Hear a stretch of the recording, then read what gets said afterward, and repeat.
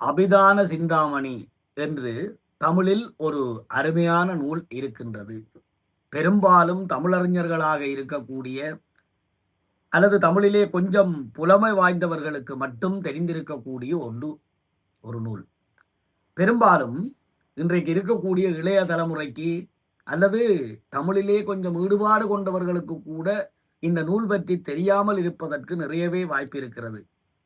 அபிதான சிந்தாமணி என்கின்ற நூல் எமது தமிழுக்கு கிடைத்திருக்கக்கூடிய மிகப்பெரிய ஒரு பொக்கிஷம். கட்டாயம் தெரிந்திருக்க வேண்டிய ஒரு அருமையான நூல். தெரிந்திருக்க வேண்டியது மட்டுமல்ல, அதனை நாங்கள் பயன்படுத்தி கொள்ள வேண்டும். தமிழிலே அகராதி என்கின்ற நூல் ஒன்று இருக்கிறது, எல்லோருக்கும் தெரியும். அதாவது தமிழ் சொற்களுக்கு அகர வரிசையிலே பொருள் கூறுகின்ற நூல். இந்த அகராதி தோன்றுவதற்கு முன்னர் நிகண்டு என்கின்ற ஒரு தமிழ் நூல் அதே கடமையை செய்து வந்தது. ஆனால் சொற்கள் அகர வரிசையிலே வரிசைப்படுத்திய அந்த அமைப்பு அங்கே இல்லை. இந்த நிகண்டு படிப்பது என்பது தமிழறிஞர்களுடைய மிக ஒரு அவசியமான கடமையாக இருந்தது. நிகண்டு படித்தவர்கள் தான் பின்னாளிலே மிகப்பெரிய புலவர்களாக, அறிஞர்களாக, வார்த்தை பஞ்சம் இல்லாத மொழிவளம் மிக்கவர்களாக இருந்தார்கள். இன்றைக்கு நாங்கள் அந்த பழக்கமே இல்லை. தமிழ் சொற்களுக்கு பொருளை கூட அகராதியில் தேடி உறுதிப்படுத்தி தெரிந்து கொண்டு பயன்படுத்துகின்ற வளமை என்பது பெரும்பாலும் எங்களிடத்திலே இல்லை. இந்த அகராதி நிகண்டு என்கின்ற அந்த நூல் அமைப்புகளைப் போல கிட்டத்தட்ட, ஆனால் அதையெல்லாம் தாண்டிய ஒரு சிறந்த நூல் அபிதான சிந்தாமணி. 1050 பக்கங்களை கொண்டது. மிகச்சிறந்த ஒரு நூல். சிங்காரவேலு முதலியார் தமிழ்நாட்டிலே பச்சையப்பன் கலாசாலையிலே தமிழாசிரியராக இருந்த சிங்காரவேலு முதலியார் அவர்கள் இந்த நூலை தொகுத்திருக்கிறார். இந்த நூலினுடைய சிறப்பு சொல்ல போகிறேன். அதற்கு முன்னதாக 20 ஆண்டுகள் இந்த சிங்காரவேலு முதலியார் என்று தமிழுலகம் உச்சிமேல் வைத்து உவக்க வேண்டிய மிகச்சிறந்த ஒரு மிகப்பெரிய பணியை செய்திருக்கக்கூடிய உவேசா போன்ற நாங்கள் போற்ற வேண்டிய ஒரு அருமையான புலவர், ஒரு தமிழறிஞர். 1890 தொடங்கி 1910 இந்த புத்தகத்தை வெளியிடுகிறார். 20 ஆண்டுகள் தனி முயற்சியினாலே. அருமையான நூல். இந்த அபிதான சிந்தாமணி என்கின்ற நூலை பற்றி சொல்லுகிற போது நான் இன்றைக்கு அறிந்திருக்கக்கூடிய, இது பற்றிய தேடலின் போது இன்றைக்கு அறிந்திருந்த இன்னொரு செய்தி, அபிதான கோஷம் என்று ஈழத்து தமிழ் புலவர்கள் எழுதிய ஒரு நூலும் இருக்கிறதாக. அதை நான் பார்த்ததில்லை, என்னிடத்திலே அது இல்லை. இது என்னிடத்திலே இருக்கக்கூடிய புத்தகம் அபிதான சிந்தாமணி. இந்த அபிதான சிந்தாமணி அப்படி என்ன செய்கிறது? அகராதியை விட மேலானது என்கிறாய், நிகண்டை விட மேலானது என்கிறாய், அருமையான பொக்கிஷம் என்கிறாய். அப்படி என்ன செய்கிறது என்று கேள்வி எழும். அந்த சிறப்பை நான் சொன்ன பிறகு நீங்கள் என் பாராட்டு, என்னுடைய புகழுரை எல்லாம் அதற்கு போதாது என்று ஒத்துக்கொள்ளுவீர்கள். அப்படி என்ன சொல்ல போகிறேன் என்று கேட்டால், இன்றைக்கு இந்த ஏஐ என்று சொல்லி வியக்கிறோமே, என்ன கேட்டாலும் தகவல் தருகிறது. தமிழிலே இருக்கக்கூடிய ஒரு தொன்மையான ஏஐ தான் இந்த அபிதான சிந்தாமணி. ஏதோ வேடிக்கை பேசுகிறேன் என்று நினைக்காதீர்கள். தமிழிலே அகர ஒழுங்கிலே சொற்களுக்கு பொருள் சொல்லுகின்ற அகராதி சொற்களுக்கு பொருள் சொல்வதோடு நின்றுவிடும். இது தமிழிலே இருக்கக்கூடிய எந்த விஷயமாக இருந்தாலும், சைவத்திலே இருக்கக்கூடிய சைவ தமிழ் உலகத்திலே இருக்கக்கூடிய பெரும்பாலான எல்லா விடயங்களையும் பற்றி அகர ஒழுங்கிலே தொகுக்கப்பட்ட ஒரு கலைக்களஞ்சியம்.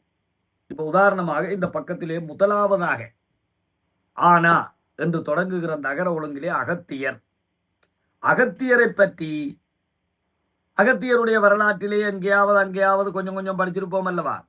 ஆனால் அகத்தியரை பற்றி ராமாயணத்திலும் மகாபாரதத்திலும் வேறு வேறு புராணங்களிலும் வேறு வேறு உபகதைகள், கிளைக்கதைகள், செவிவழி கதைகள் என்று எத்தனையோ கதைகள் இருக்குமே. அவ்வளவத்தையும் தொகுத்து அகத்தியரை பற்றி ஒரு பூரணமான முழுமையான விவர திரட்டாக தொகுப்பாக தந்திருப்பார்.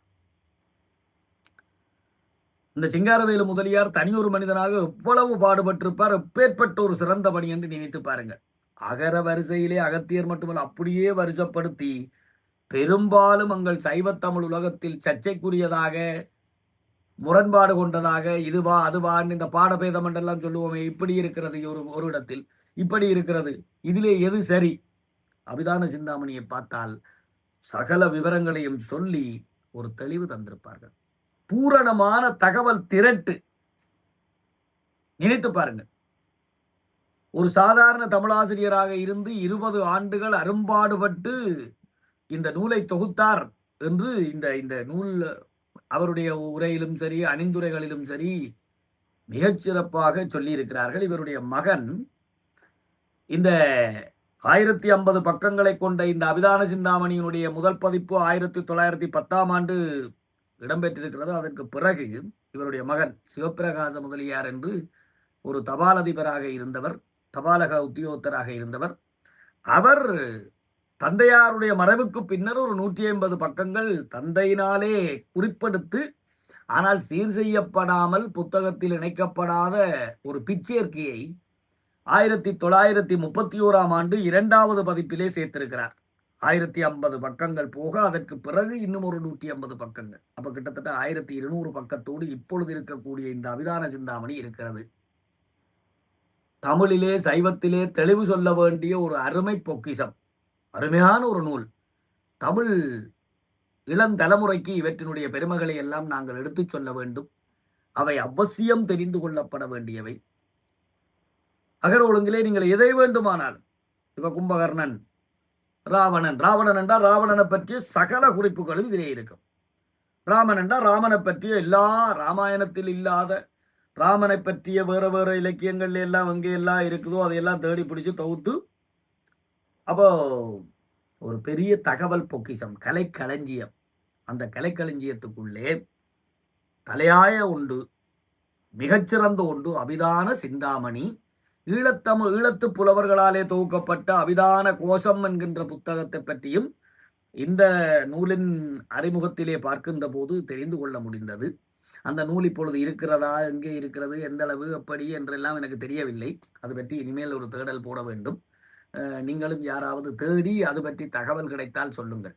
பெருமக்களே, எங்கள் தமிழினுடைய வளம் மிக மேலானது. ஒப்பாரும் மிக்காரும் இல்லாத ஒரு மொழி, ஒப்பாரும் மிக்காரும் அற்ற ஒரு மொழி. சும்மா சொல்லவில்லை. செம்மொழி அந்தஸ்து கிடைத்த 6 மொழிகளுக்குள்ளே ஒரு மொழி. உலகத்திலே எத்தனையோ மொழிகள் இருக்கின்றன, அழிந்த நிலையில், அழியும் நிலையில், அது இது என்று. ஆனால் தமிழிலே இருக்கக்கூடிய வளம், தமிழிலே இருக்கக்கூடிய தனித்துவம் வேறு மொழிகளுக்கு இல்லை என்று மார்தட்டி கொள்ளும் அளவுக்கு மங்காப்புகள் மிக்க ஒரு மொழி. இதனுடைய பெருமையை, இதனுடைய அருமையை நாங்கள் எங்கள் தலைமுறைகளுக்கு சொல்ல தவறிவிடுகிறோம். அது காரணமாக தமிழின் பெருமை குன்றிவிட்டது போல தோன்றும். ஆனால் ஒருபோதும் தமிழ் குன்றப்போவதில்லை. அது மங்காப்புகளோடு இந்த மண்ணிலே நிலைக்கும் என்பதற்கு இந்த நூல்களெல்லாம் சான்று. மீண்டும் ஒரு நல்ல பதிவோடு உங்களை சந்திக்கிறேன். சாதனை செய்க பராசக்தி, சாதனை செய்க.